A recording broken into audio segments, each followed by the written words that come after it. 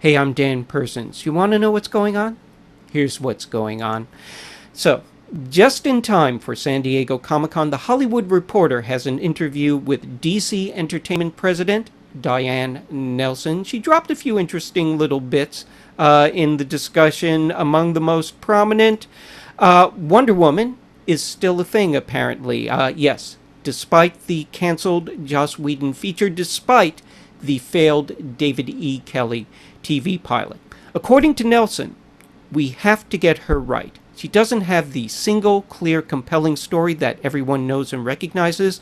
There are lots of facets to her, and the key is, how do you get the right facet for that right medium? So they haven't decided whether it's going to be film or TV just yet, but they do want to do something with the character. Nelson points out that Wonder Woman is one of the top 3 priorities for DC and for Warner Brothers. So, she didn't, by the way, specify what the other 2 priorities were.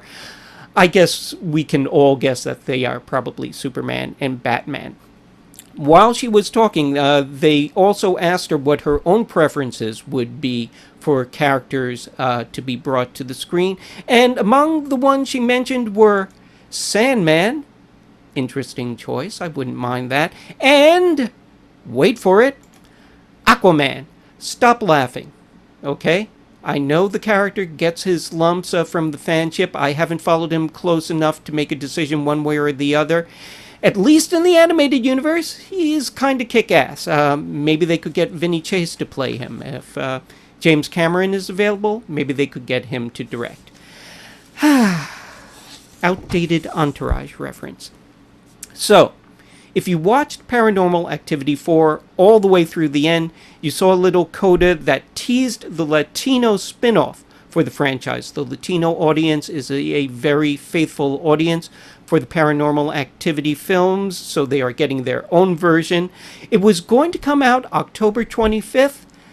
Not anymore. According to Deadline, Paramount has pushed the release date back to January 4th. Now, we've talked about this before. That's usually the burial ground for films, that first week of the new year. However, I will say this.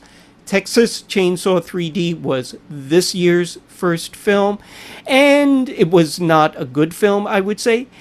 I was amused anyway, so hopefully there's at least that with this. It's a different crew and a different franchise, of course, but I'm holding out hope. Once again, according to Deadline, among the things they are doing with this is that they are bringing a demon over from the Paranormal Activity franchise for this particular film. It will, not surprisingly, feature a largely Latino cast, and it's going to be directed by Christopher Landon, who wrote Paranormal Activities 2 through 4. So he's got some grounding in the franchise, apparently.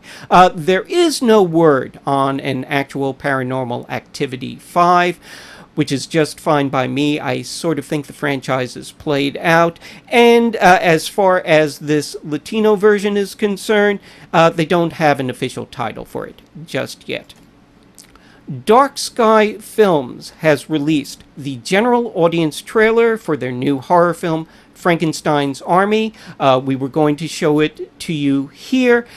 However, quite a few weeks ago, they released the Red Band trailer, and that was when we were doing our test shows that didn't get released to you, the public.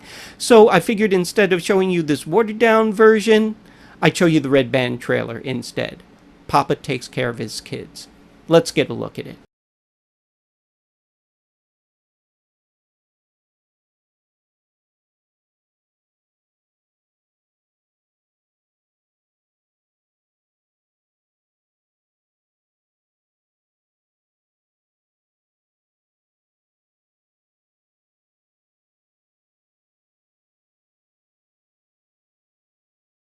How can you not think that a cyborg with a prop airplane engine buried in his chest is going to be awesome? Might not work out as cool as it is in the trailer, but I'm holding out hope. We will find out next week because Frankenstein's Army is opening in theaters and on demand on July 26th. And that's it. Check out more stuff over at cfqonline.com.